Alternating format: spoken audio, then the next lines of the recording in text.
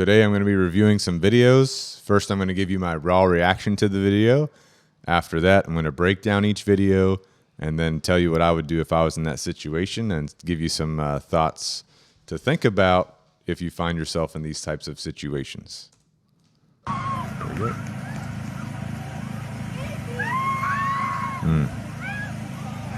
Holy cow. German Shepherd's got a lock on this white dog. They're spraying water in its face. They're grabbing the back of its neck. Oh, someone's putting a finger up the butthole. He didn't actually do it. He didn't actually do it. He's trying to. He's going back to put the finger in the butthole. There you go. German Shepherd's definitely trying to go back and get that white dog.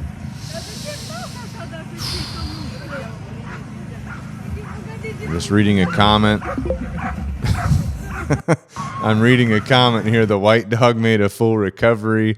The German Shepherd is in critical condition after that aggressive finger blasting from the random jogger.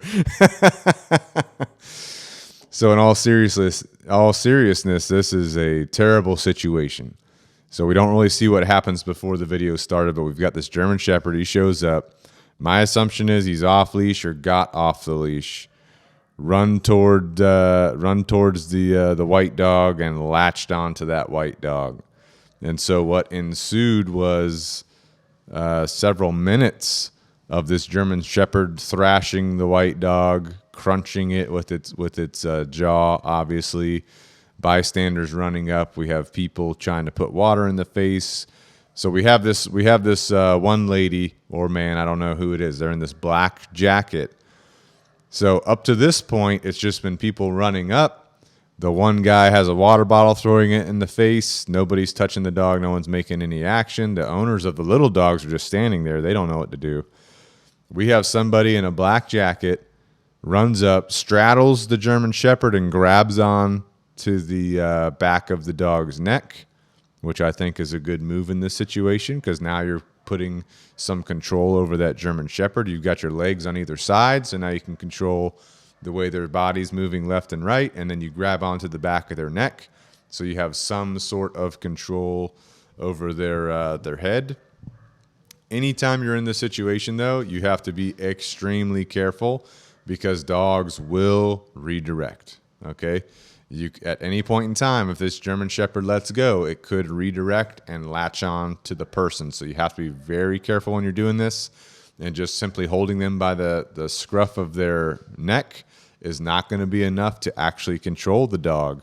You can grip tight enough. You can grip enough up closer to the back of the head to actually have some control. But keep in mind, this is a very dangerous situation for this white dog. Could potentially be a dangerous situation for the people that are around, but our goal here is to protect the white dog. Okay, help the white dog, and so that means the German Shepherd might be uncomfortable at some point. So this person, they've straddled the German Shepherd, and then you have the random jogger coming up trying to finger blast the German Shepherd. And I mean, at this point, the German Shepherd has the white dog at the scruff of its neck, and you can see the white dog screaming and barking and all that. But it does appear that the German Shepherd actually let go when the finger blaster did insert into the butthole. Okay, so this is a technique that people will do to get dogs to let go of other dogs. What I would have done in an ideal situation, run up, straddle that German Shepherd just like this individual did, except instead of just grabbing onto the back of their neck, I would take my belt off or take a leash that's nearby, or if the dog had a leash on it that had pulled out of someone's hand, take that leash off, put that leash around the dog's neck, and then insert the clip of the leash through the leash handle and cinch that down up as high on the German Shepherd's neck as possible. So I want to get it as high as possible. Then I want to apply pressure on the German Shepherd's neck, and ideally that pressure would result in the German Shepherd gasping for air for a second and letting go of its grip on the white dog. That split second is enough time for me to move the German Shepherd away with the leash that I have around its neck. That would be ideally. what I would do. Okay. Another thing you could try if you have something, I mean, obviously you can finger blast like this guy did, but it doesn't work every single time. But another thing you can try is if you have something that you can insert into the mouth of the German Shepherd behind where it has bitten the white dog, but in between the teeth. So you would need something that's kind of like a stick, maybe. You'd have to get a stick or something nearby that's not extremely sharp to cause damage to the German Shepherd, even though the white dog is getting severely injured. And you could insert that stick right between their teeth, and with the goal of bringing it to the back of their mouth and tickling the back of their mouth with that so that their mouth would slightly open for a split second, releasing their grip on the white dog. That gives you enough time to move the German Shepherd. You always have to be careful, though, like I said, because dogs will redirect. They will turn and latch on to the closest thing that is to them. I've seen it happen a bunch of times. It's happened to me a bunch of times. So you really never know what dog you're dealing with, if it's one that's going to do that or not, until you have that dog at hand. So that's something you always got to think about, right? But for me in this situation, I would not really be concerned about that. My main concern would be getting this German Shepherd off of the white dog so the white dog can survive this. It's okay. Stop it. Oh, shoot. It's okay. Something about bulldogs.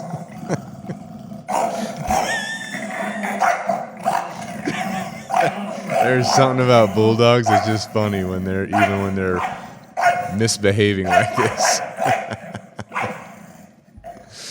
Holy shit, dude. You see this dog's face? Stop it. All right, so breaking this down, we've got this. We've got two bulldogs. We got one on the couch with the owner. His face, dude. Then we got this other one on the ground. And so what he's doing on the couch is he's like half-assing or, halfly barking at the other dog. Then the other dog starts barking back at him. They start barking back and forth. And the one bulldog that's on the guy's lap, he does like kind of nip at the guy. He didn't even nip. He just kind of turned at the guy for a split second. This guy's laughing, because they're bulldogs. They're freaking funny, right? But this bulldog turned on the guy for a split second, but he's not making any full contact. And I am doubtful, based on watching these guys, what would actually happen if this panned out. But, this guy, he's the bulldog, the tan dog that's up on his lap on the couch. The guy's hugging it. The guy's rubbing it. The guy, obviously it's a game for them. He's hugging it. He's loving it. He's rubbing it, whatever. So this is a reoccurring thing. They think it's funny, but this could be a real problem. And you might have a dog that this is a real problem for you and not something that's like not a real problem like this situation. So what you would want to do if this is happening is remove your dog from the couch. What I recommend, put a leash on your dog.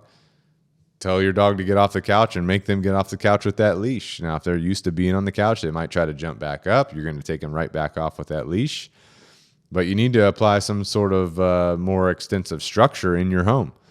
So what that would mean is that both dogs would be equal.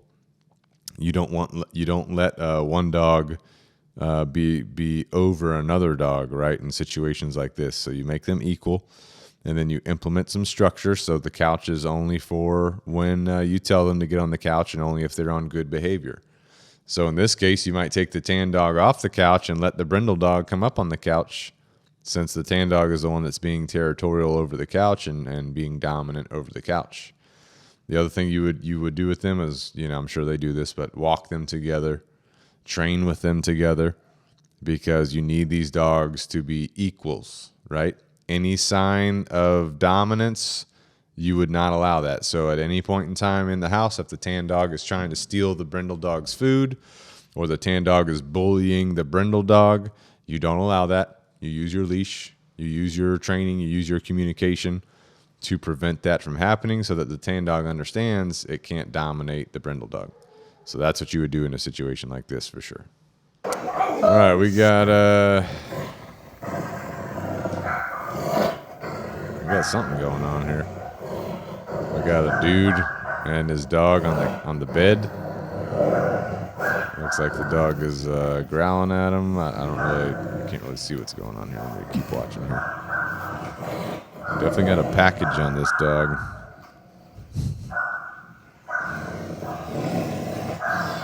This dog's like hissing or something, or growling, some kind of weird noises.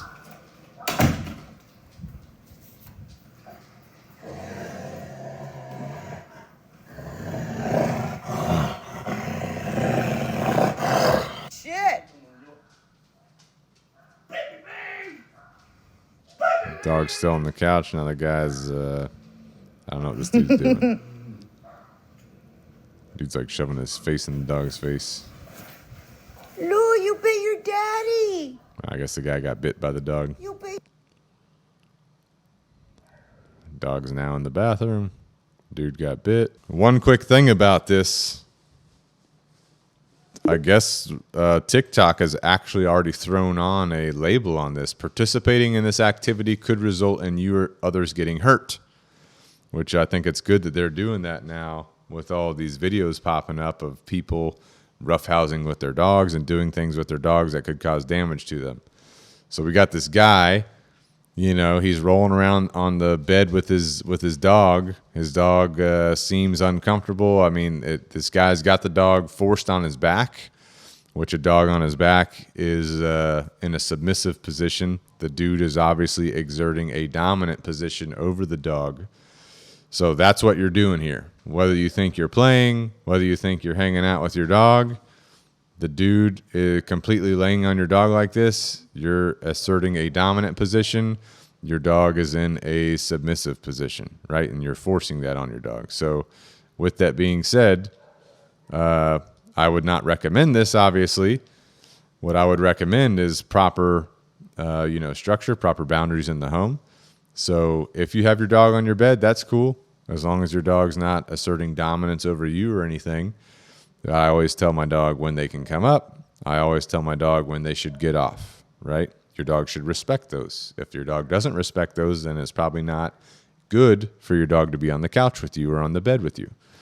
But I never recommend roughhousing. Like I don't recommend any roughhousing at all physically with your dog. If you're going to play with your dog, you play with toys, like a tug toy, a ball, things like that. If you're going to be roughhousing, you don't do it with your dog. The other thing I recommend is playing with your dog outside. We keep outside as a high arousal area where you can get amped up, jacked up, all that kind of stuff. Inside should be a calming area where you're just chilling out, hanging out. So what this guy's doing, number one, he's blurring the lines between who's the pack leader in the house, who's dominant in the house. He's force rolling his dog on the back, on the dog's back, which forces the dog into a submissive position. Then he lays on top of his dog. His dog bites him. He doesn't seem upset at his dog. It's not his dog's fault. It's his fault, right? So I don't recommend that. And then I recommend being very clear about your play with your dog, making sure that your play is set up so your dog understands the boundaries of play. There are rules, boundaries, and expectations of play, which I recommend. And we have rules for the game of tug and all that, which you can find on our channel. But I don't recommend situations like this. Feeling like I want to die and that this is complete torture and I don't know what I did to somebody to make me sit here and do this. And I just don't think it's nice. I am feeling like I want to die and that this is So they got a caption on this video: Macy, when we make her go on a walk against her will. Holy cow. So if they make her go on a walk, she doesn't want to walk or she doesn't want to listen, this is what she does, all right? This is low-level dominance here. You can even look at the dog's tail when this is starting. The tail starts up, right? It's wagging, it's aroused. So this dog, in this dog's mind, it's not playing a game. It's literally trying to boss the lady who's laughing. This is funny. But it's serious in the dog's mind, right? And this could turn into other things as time goes on, so we definitely don't want to practice this. But the dog here is being dominant. So what is happening here will and can be translated to other situations. All those situations we can't play out, but we do know that it will translate to other situations. And so my dog here is trying to boss me around, trying to bully me, protesting against what we're doing. So what we need to do is teach the dog, like, hey, when we go for a walk, we go for a walk. So what I recommend for this is first teach our dog how to walk with us. If you watch the channel, you know that I'm using food rewards at the beginning of training to build up behavior. Once that behavior is established, then I'm titrating off those rewards. So I would build up the behavior that I want with the rewards. I would use a fur saver type training collar. You can get them on Amazon. Just type in Herm Springer fur saver training collar. Then I would get just a regular 6-foot leash. I like the signature Canine standard leather leashes. That's what I use. So you can get those two things. That alone will cost you probably $50 or $60 off of Amazon, maybe cheaper. So you get that, you put that on your dog. You build up your desired behavior with your food rewards. Once the desired behavior is achieved through food rewards, you titrate off your food rewards. We don't want to be using them forever. And then you start teaching your dog accountability. What happens if you don't walk with me? What happens if you decide to do this? Well, that's going to be a leash correction. So I just say no, tug and release on the leash. If my dog responds properly, don't forget the purpose of a correction is to change behavior, right? So if my dog is doing this, I say no, give a leash correction before the dog grabs a leash with their mouth. Give a leash correction. My dog starts walking with me nicely. I've successfully changed their behavior. I say, good, you can reward them. You keep moving, right? But what I see happening in this specific case, because this dog has practiced this so much, this dog's probably, 2+ years old. So we've got years of practice here. I say no, I give a leash correction. My dog might start fighting me like this, but even more. So you might have to get a more effective leash correction. No, tug a little bit harder, because your dog will keep escalating until you basically tell it, like, hey, this is what we're doing. I'm not going to allow you to do this to me anymore. But the likelihood of that happening, if you do the proper foundation with food rewards, would be lower, because at that point your dog will have a different perspective and a different respect level based on what you're doing. But that's what I would do. We have tons of videos on our channel of how to teach your dog to walk on a leash. This is a dominant behavior from the dog. It will translate to other things in your dog's life, and it can escalate over time. So you don't want that to happen. Even though this is a funny situation right here from the human perspective, and even the ladies laughing, right? We can all think this is funny right here. But from the dog's perspective, they are very serious. They're not playing around. All right, they're being dominant. They want to control the situation. Don't. Look at this dog. He's in the bed. He's a little white dog. The dad got oven mitts to get the dog off. Dog's barking, snapping at him. The dog knows he owns him, dude. The dude walks away. Don't do that. You just reinforced your dog walking away from them like that. So this dude, he's got the dog on the couch or on the bed. Little dog. Little dogs still bite hard though. That hurts, right? So he got oven mitts on to get the dog off the bed, and the dog's fighting him, snapping at him. Dude's just standing there. The dog snaps at him when he's standing there. So the dude's like, you know what? I'm done with this. Yep. He's like, I'm done with this. I'm walking away. The minute you do that is the minute your dog learned that when it escalated its behavior of snapping at you and not moving, that you're going to give up and the dog will keep doing what it wants to do. So how do you handle this situation if you find yourself in it? First of all, you want to prevent this from happening before it gets to this point. So prevention is the key. Having good structure with your dog from day one, making sure they understand that when they get on the bed, that's whenever you have asked them on the bed. They can get off the bed when you ask them to get off the bed. They understand clear communication. They understand your rules, boundaries, expectations in the household, your structure in the household. But let's say that you do find yourself in this situation. You haven't done any of those things, and you're in this guy's situation. Two things I would do. One, I would not put on oven mitts and do what this guy's doing. I would instead grab a leash, put it in a slip lead fashion where you take the clip, you put it through the handle of the leash. I would lasso this dog's head, cinch that leash down on its neck, and then just gently apply pressure until it comes off the bed. Okay? that would be the ideal way to do this. If that's not available or you can't do that, second thing you could do is get a towel. Okay, get a towel, a big enough towel, hopefully a thick towel, 2 towels if you need to. Throw it over the dog's head. Once that dog's head is covered, reach in there and grab the dog, hopefully right around the shoulder and neck region to where it could not bite you through the towel, but that's still a possibility, and then just get it off the bed that way. So those are 2 ways you could get this dog off the bed. The towel one is going to be more likely for you to get bit, but part of the game here because you let your dog escalate to this point. But ideally, you take the leash, you lasso them, you take them off. And even more ideally, you have your preventative measures in place where as soon as you get your dog, whether it's a puppy or it's a rescue dog, as soon as that dog enters your home, boom, you start training, you start implementing structure. Your dog knows your rules, boundaries, expectations of the home. So that's what I would do in this situation. So those are the videos we are reviewing today. Let me know what you guys think. As always, put it in the comments. What you like, what you didn't like, your feedback on each video. And if you can, put your timestamp in there. If you're looking at a specific video, put the timestamp in there so we know what video you're looking at. And let me know if you like me reviewing this by myself with you, or if you like it when we have other trainers reviewing as well. So see you guys next time. Take it easy. Happy training.